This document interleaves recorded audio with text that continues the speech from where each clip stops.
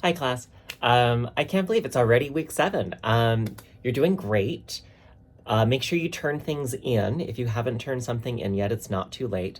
For this week, I'm going to ask you to finish reading Twelfth Night.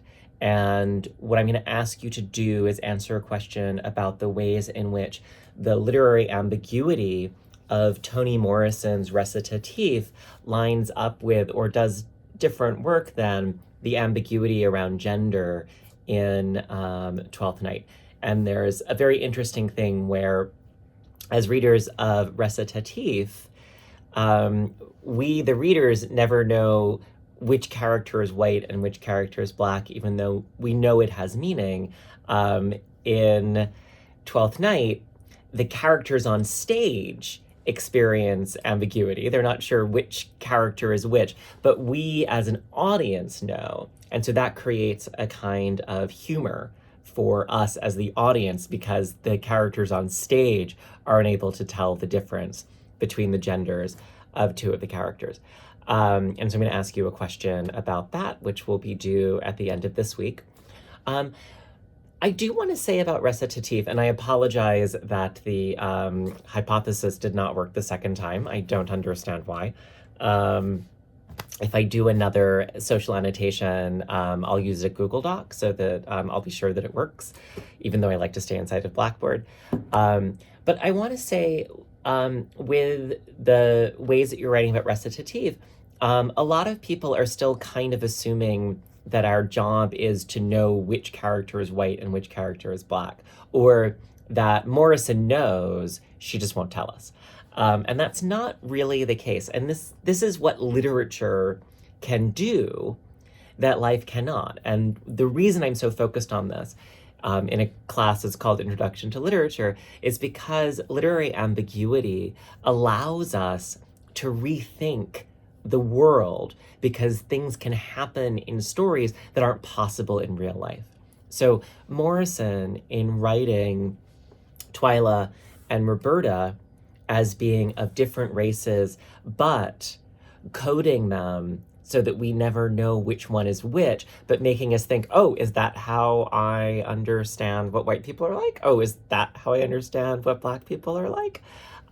Is doing a very specific kind of work that only literature can do, but that we then take back into the world. And so one of you in your papers, and I thought this was really smart, talked about the story as a puzzle, and wanting to solve the puzzle. And I think that that's a great way to think about the story, because it initially seems like the puzzle, the solution to the puzzle, will be when you know which character is black and which character is white. But I think actually the solution is when we trace ourselves as readers, when we look at how we read. And so the solution to the puzzle is not that we figure out which character is which, but rather that we solve our own reading practice, right? That when we discover something about the way we approach the text. And so Jeffers and Smith and I'm forgetting the name of the third author, all have slightly different arguments about what that solution would be. The other thing I wanted to say is that I feel like a lot of the attachment to figuring out which character is which stems from not trusting yourself as readers, kind of feeling that, the goal of reading is to, answer all the reading comprehension questions, and you're supposed to be able to answer, which one had the mother who came in the coat and which mother had the one who wore the crucifix. And these are important questions about reading, but I really want you to trust yourselves as sophisticated readers, and to not think that the story is kind of withholding something, but to know that the story is asking you to think about your own reading process. And so absolutely think about the story as a puzzle, but know that the solution isn't the solution that it might seem at the beginning, but the solution is really the answer to one of the questions in paper 2, right? The solution is really when you figure out whether it's making a white reader aware of their own whiteness as something that is something you can investigate or think about or look at.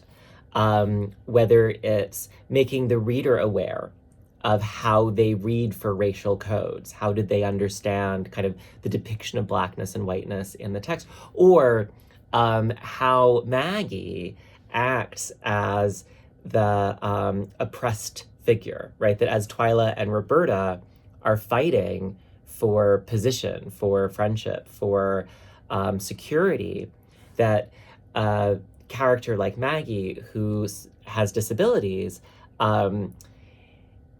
gets even further pushed down, that it kind of reveals to us in the same way that, Smith is arguing that the story makes us think about how we read for race. The character of Maggie is showing us that we often have fights for equality that ignore someone who's actually even further oppressed. And that this fight, by ignoring this other character, is actually kind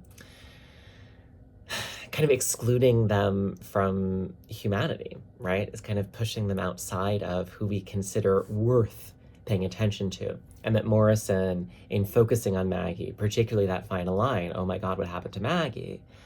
Is reminding us that sometimes if we're caught up in one battle over one kind of equality, we need to be careful that we're not doing it at the expense of someone who has another kind of difference that's even further marginalized. Okay, so finish Twelfth Night. You'll have a question. Paper 3 will be about Twelfth Night, and then we're going to move on to our next text. I think it's going to be Frankenstein. I still haven't decided, but I do like Frankenstein. Okay, so I will see you soon.